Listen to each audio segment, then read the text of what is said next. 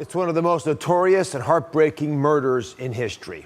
The mysterious death of JonBenet Ramsey. It's left law enforcement reeling with questions for over 2 decades. But no one has been more devastated than her family.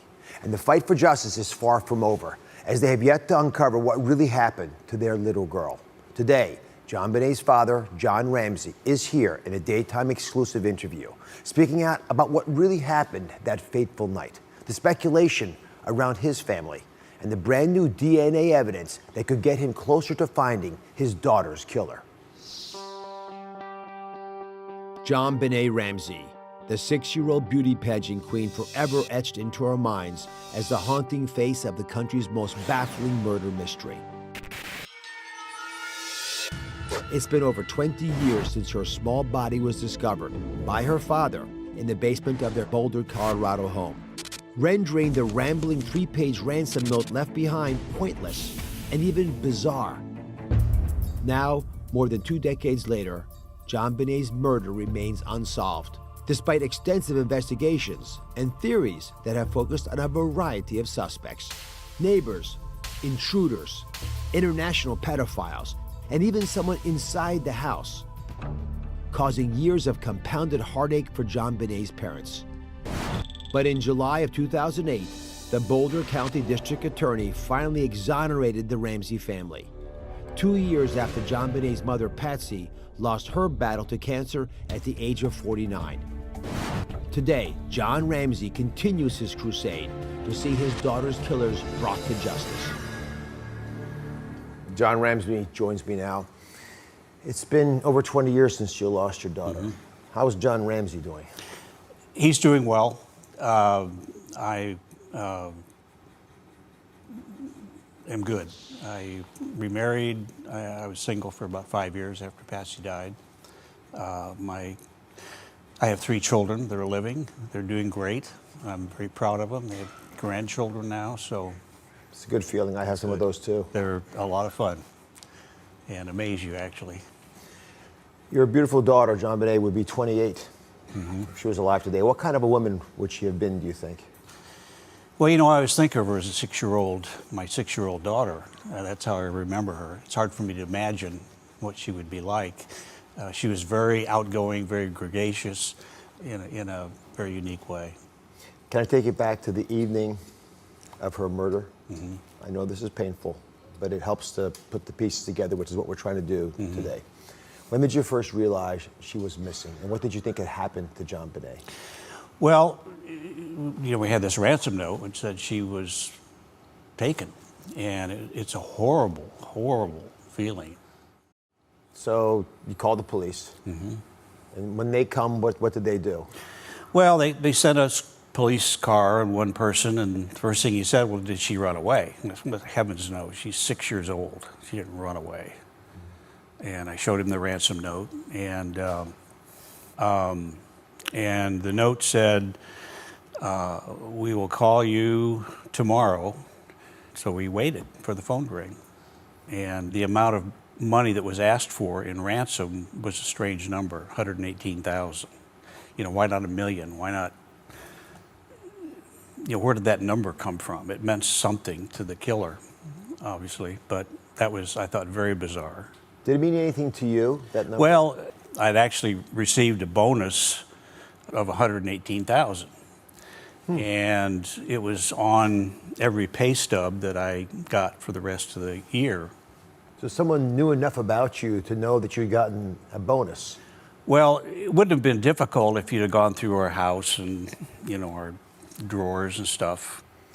So, as painful as the loss of your daughter, there's also the pain of being, at least having members of your family accused of being involved with this. This ransom note, I've seen some people argue Patsy was responsible for. Leave that accusation aside as preposterous. How did it affect you to hear those kinds of allegations? Well, at the time, we were crushed by the loss of our child. So all this other nonsense it didn't matter. You know, we'd lost our child. The accusations, it was noise level stuff compared to what our real grief and pain was. So let's go back to that evening. You find the ransom note, the police are there. They're sort of figuring out if JonBenet ran away or asking some questions. Mm-hmm.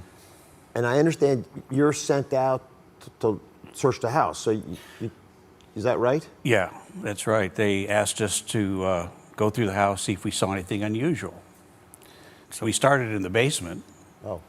And noticed some things that were not right. There was an open window. There was a suitcase under the window, standing up, and I immediately said that doesn't belong there. That's not where we would have put it. Mm-hmm. And then I went into the other room where we found JonBenet, and very quickly found her. And so I never really went any further in the house. And what did you do when you saw JonBenet? What went through your mind? That terrible. Well, it was relief. People say, well, that had to be the worst moment of your life. No, it wasn't. I had found my child. I found her. She was back in my arms. And I fairly quickly realized that this wasn't good. We're back with our daytime exclusive interview with JonBenet's father, John Ramsey. Now, John and Patsy were criticized for the way they handled their daughter's death, being called unemotional in news footage and interviews. What was going on inside of you? Oh, it's torment. You're crushed. I'm not a outwardly emotional person, and everyone reacts differently to stress and to tragedy. There's no book written on how you should act or what's normal. There is no normal. It was baffling, but as Patsy said, I've already been taken as low as I can be. This doesn't matter. So in the middle of all this, the police, as they do their investigation, as you mentioned, suspect the family, because family's around. Yep. You've got to be on the list somewhere. When did you realize that you were actually a suspect? How did you have an epiphany? Well, it was a day or two after, and we had gone to some friend's house to stay, and I got a call from a fellow that worked with me, and he said, John, I got a call from inside the system, didn't say who. He said, the message is, tell John to get the best defense attorney he can get his hands on because they're coming after him. They think he killed his daughter. And I thought, what? But it was like, okay, I got the message.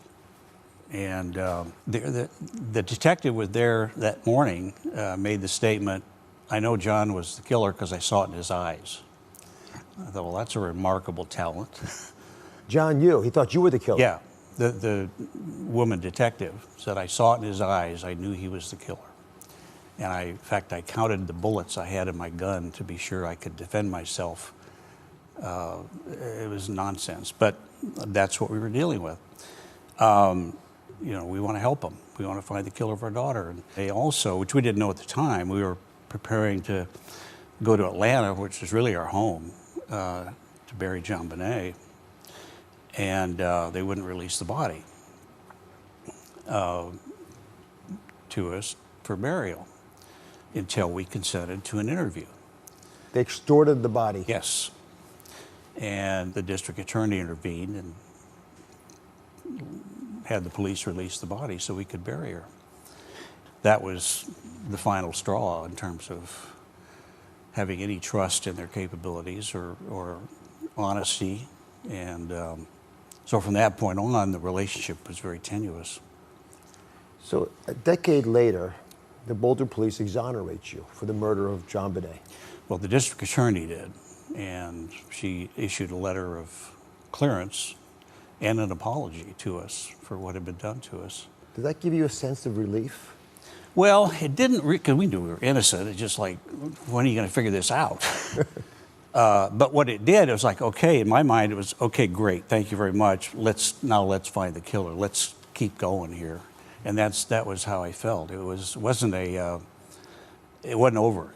It was just the beginning of the beginning. Well, part of the tragedy, from my perspective, is that your beautiful wife, Patsy, passed before she learned of the exoneration. How big of a role did this cloud of suspicion play, do you believe, in her illness? I don't think the suspicion bothered her. Patsy was a very strong woman. I think the loss of her daughter just devastated her. She was diagnosed with stage 4 ovarian cancer in '94. So she tried, I think, to pack a lot of things into her life and her relationship with her children, perhaps knowing that she wasn't going to be around when they went to high school and got married. And so that was her focus. Her focus at that point was on, after we lost JonBenet, her focus became Burke, our 9-year-old son. And that was Patsy's mission, was to be a good mom to Burke. How did she and you protect Burke throughout all this trauma? Well, we tried to give him a normal childhood. I mean, he was a 9-year-old little boy, and we would have to find ways to get him to school so the media didn't. Yeah. We didn't want his picture out there. Mm-hmm. We wanted to protect him that way, and we wanted to protect him from the chaos that was going on around us. So we had him spend some time with a child psychologist just to help him with issues. So not that we were told that a child with that kind of experience has the ability to compartmentalize things. Mm-hmm. And they said it may become more of an issue when he's 40. So I think Burke did a pretty good job of compartmentalizing, as far as we could tell. He's quiet like me, so you never knew quite what was going through his mind. But I remember one evening I came up to his room and he was building a little barricade in front of his door, and I thought, man, that's sad that he feels like he needs to do that. How have you managed with your health? You lost 2 daughters, your wife. There's a ongoing investigation, criticism, rumors, tabloid fodder. How does it affect you? Well, certainly our life got turned upside down. I was more or less unemployable. I had people that said, gee, we'd love to have you come work for us, but we can't afford to have our name on the front of the National Enquirer as a company.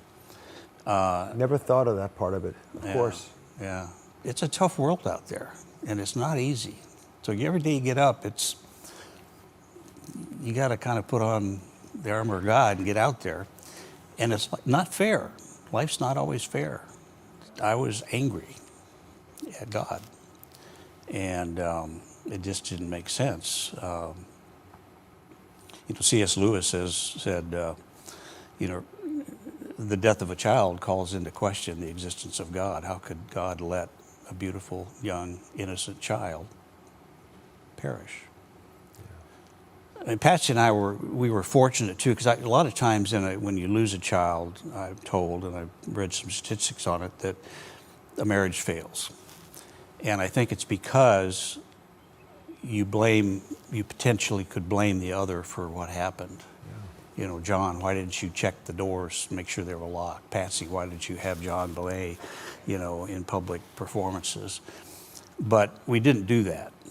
And we were kind of husband and wife against the world, is how we felt.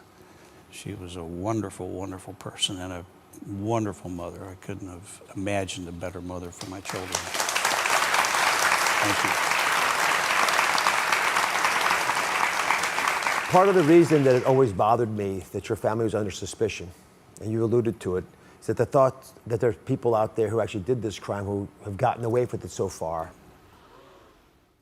We're back with Jon Ramsey in a daytime exclusive interview. He's revealing the brand new push to find his daughter's killer. He's using DNA. Now, there have been numerous suspects, some have even confessed, from John Mark Carr to Gary Oliva and many more.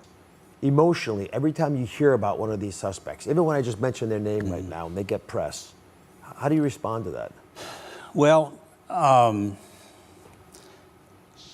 early on, some of these people came to light, and I would be told about them by our attorneys, and one in particular, I said, that's the guy. I mean, look at the circumstances. And they said, whoa, whoa, whoa, don't do a Boulder police on us here. We don't know. Let's get more information. we have DNA evidence. That's really the key. And I know in the case of John Mark Carr, he made a very compelling confession over a period of months. And the district attorney at the time did the right thing in finding him. It was amazing detective work to even find him. He was in Thailand. His DNA didn't match. So, and so really the key when someone, and I had another fellow that called our minister and said, I want to confess, I killed JonBenet, but I first want to talk to Mr. Ramsey. So I spent probably 45 minutes on the phone with him, and he had a few pieces of, you're always looking for that little nugget of information that isn't out in the media, which there's not much because everything got put out there by the police. But he had a couple things that were like, okay, I think you were in our house. And he confessed, but he wanted to come to Boulder to confess. And then he wanted me to buy him airline tickets, to send him money. And I was, okay. Our attorney said, no way, we're not going to send this guy a check so he can allegedly buy airline tickets. Well, then they found out he was just trying to extort money. Extort money, yeah. All through the while, the questions about the ability of the Boulder police to manage this case are being raised. Mm-hmm. Just one last question about you. What was their alleged motivation for you to hurt your daughter? Well, we learned later that their whole case was based on the fact that we didn't act right that morning. No other reason. We didn't act right. How were you supposed to act? I don't know. I'm not sure.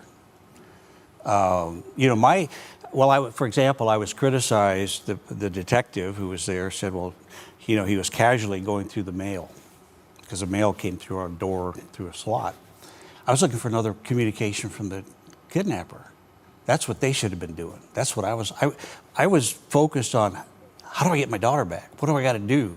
I'm not going to go sit in the corner and wail and cry.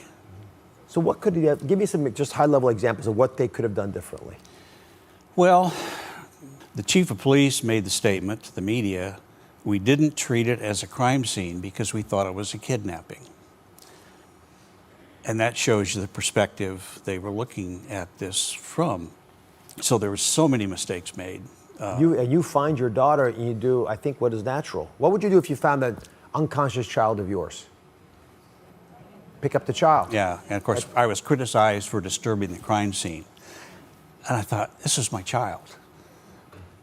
What was I supposed to say? Oh gosh, it's a crime scene, I better not touch her. It was nonsense. But we were dealing with just grossly inexperienced people. Do you believe the killer of your daughter, JonBenet, is still out there? I do. I mean, he could be dead. I don't know. But yeah, he's not been caught. And, the real fear is that he's done this again. I don't know. But this is an evil, evil person. So a sick man has brought his shadow into your life. I'd like to spend the rest of the show with our audience going through some very updated information, clues that may help us. Up next, could hidden clues inside a suitcase lead to the truth about JonBenet's killer? We're going to walk through the crime scene in great detail. That's next.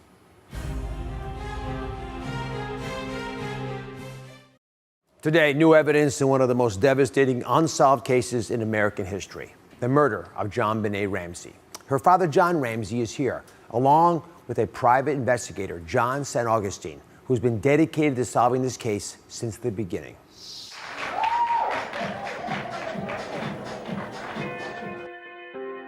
Criminal investigator John St. Augustine has been involved in over 200 death investigations during his esteemed career. But none have haunted him like the murder of JonBenet Ramsey. A champion of John and Patsy Ramsey from the beginning, he was one of the first proponents of the theory that JonBenet's murder was committed by an intruder, and was one of the two private investigators hired by the Ramsey family in 1999 to help clear their names and to find out exactly who murdered their daughter. As a result, St. Augustine was given unprecedented access to the family, as well as all of the evidence surrounding JonBenet's death. Today, over 2 decades later, St. Augustine and John Ramsey continue their quest, with a breakthrough and a new push to find JonBenet's killers. We're back with JonBenet Ramsey's father, John Ramsey, and the private investigator, John St. Augustine. So, John St. Augustine, while the world was focused on the Ramsey family, what do you believe happened to the actual crime scene, the evidence? What was being overlooked? Boy, Dr. Oz, there was a lot of things that were overlooked. I think Boulder got caught up in just the juiciness, for lack of a better word, of what was going on Christmas Day of 1996. All the media migrated to Boulder, and everybody wanted to know what happened to this 6-year-old little girl. And Boulder got caught up in all that notoriety that was going on, and they failed to conduct an investigation.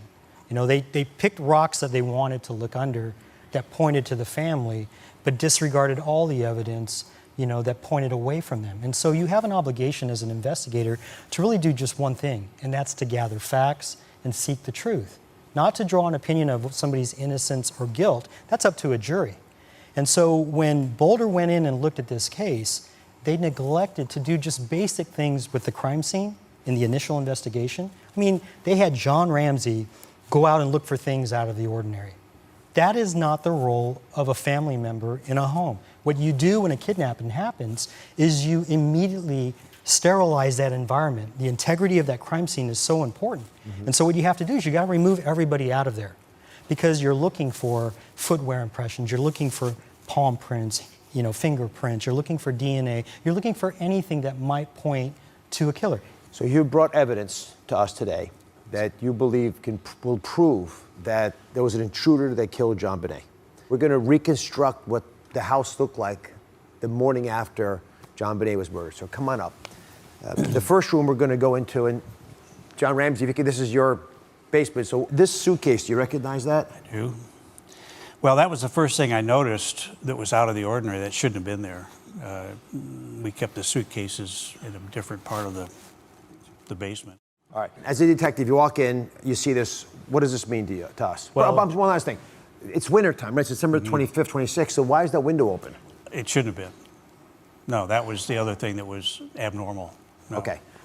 John St. Augustine. So, Dr. Oz, I mean, you don't have to be Sherlock Holmes to see that this is a clue, right? You have an open window.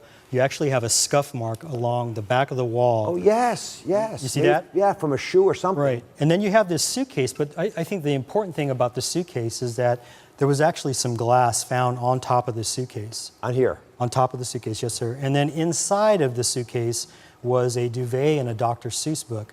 But what's important to note about this is that the duvet had fibers from what JonBenet was wearing the morning that Mr. Ramsey found her. So what that tells me is that either her clothes were in there at some point or her body was placed in there. And if you look at this, right, is this where the killer or killers either tried to enter or tried to exit? Did they use the suitcase as a way to exit? Or was her body in there at some point and they couldn't fit the suitcase out of that window, so they take her out and then place her in a room? Now, keep in mind, this room is adjacent to where her body was ultimately found.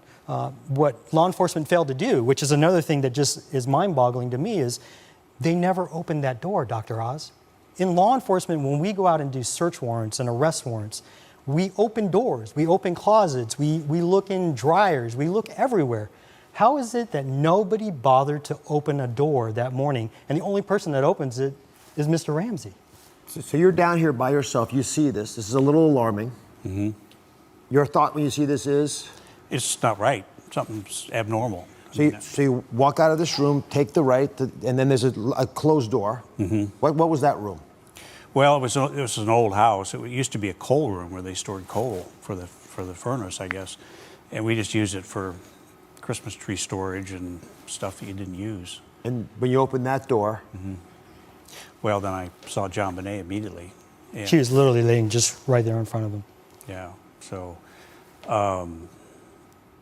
there's this surge of relief that I'd found her. Mm-hmm. But I pretty quickly realized that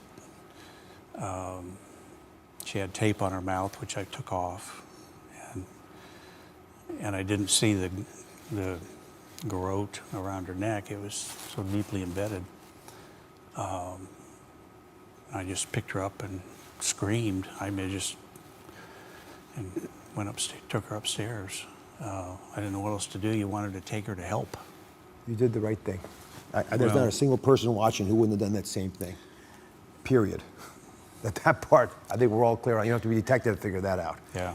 What's driving me crazy, you pointed it out, is once you see this, and the evidence is everywhere now. I mean, really what's crazy about the whole thing, Dr. Oz, is you've got to think about this. This is Christmas night, okay? Somebody abducts her from her basement. So if you were to believe that Mr. Ramsey did this, you're saying he took her from her room, he stun gunned her twice, he then puts a garrote around her neck, strangles her, sexually assaults her, and then beats her over the head after she dies. She actually had a crack in her skull over 2 occipital lobes. I mean, it was a brutal murder. Now, there's more evidence. So in that coal room, on the floor, there was evidence. So this is one of the footwear impressions that were actually found in that room where JonBenet's body was located by Mr. Ramsey. And you can actually see, Dr. Oz, it's high tech. You can see it in reverse. Oh, yes, There's yes. the H, the I, and a dash, and then TEC. That particular footwear impression was found in that area where her body was located. I'd seen this. What I had not seen till today, come on down, is 2 other footprints. One of them particularly eerie. So, John, if you can help us see what I see already these little marks here. What is this? This is actually an unknown footwear impression. This was not tied to anybody in the family. Not Burke, not Patsy, not John. But was found, interestingly enough, Dr. Oz, next to what appears to be JonBenet's right foot. You can actually see here the outline of her foot. You see that their toes here? We believe that to be her bare foot. Can you all see that now? You see this? See, I'm not even, it doesn't take much to imagine this, and there's her big toe there. Right. And then the unknown footwear impression right here. So come, let's have a seat, because one of the ways you got exonerated was through that DNA evidence. And that's the real question I have now, right? Because we talked about DNA earlier, we've talked about it on this show a lot. What's the latest about this DNA evidence, John? Do either of you know? Is Boulder Police doing what a lot of the other police districts are doing now, which is to use modern technology to figure out who the murderer is? We don't know. What I hope they're doing, and if they're not, they should be, is pursuing this public genealogy database search, which has been so successful in solving at least a half a dozen old cold cases in the last 6 months. We need a law in this country, universally, that if you're arrested for a felony, your DNA printed just like your fingerprinted. Yes. I was told by thank you. This is, if we did that, I was told by a police chief who befriended us, he said if we had that law in this country, we would solve 10,000 murders overnight. Millions of us have given our DNA in. That's a lot of people to test against. Someone's related to one of these killers, but there's more evidence I want to bring into this. Up next, we're going to reveal brand new DNA evidence that could finally catch JonBenet's killer. Stay with us.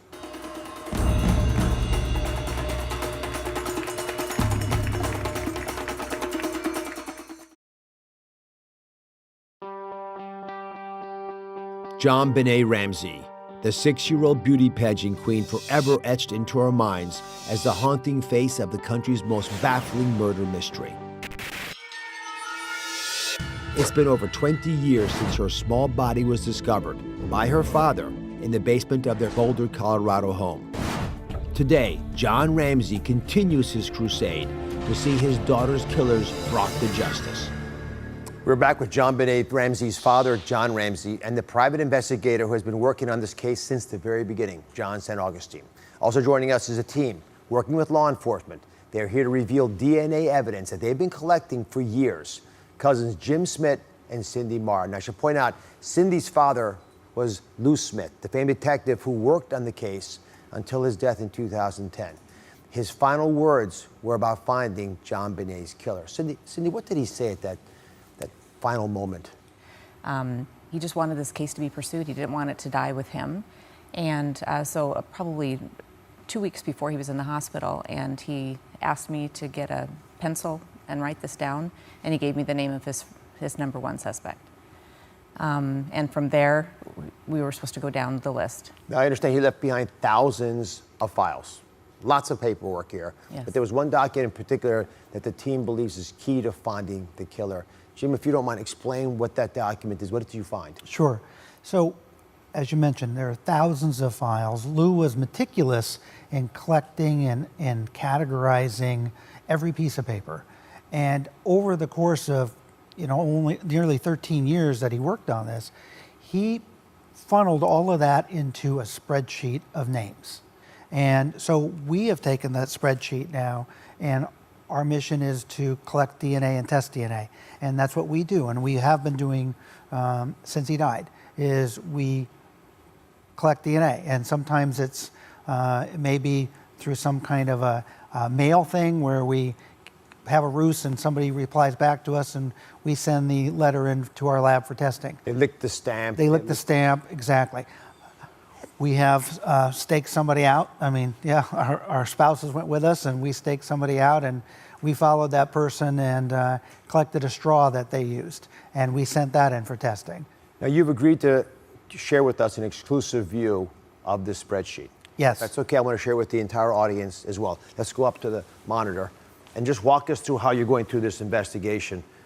And this is the modern era. This is how we're going to find folks when we don't have better clues. So this is the actual spreadsheet, I guess, that your dad had crafted. So walk through the top of this list up there. Sure. So again, we have the priority. We talk about whether Lou had it, whether they had an alibi or not. Did they have handwriting samples tested? And again, in terms of, do we have hair?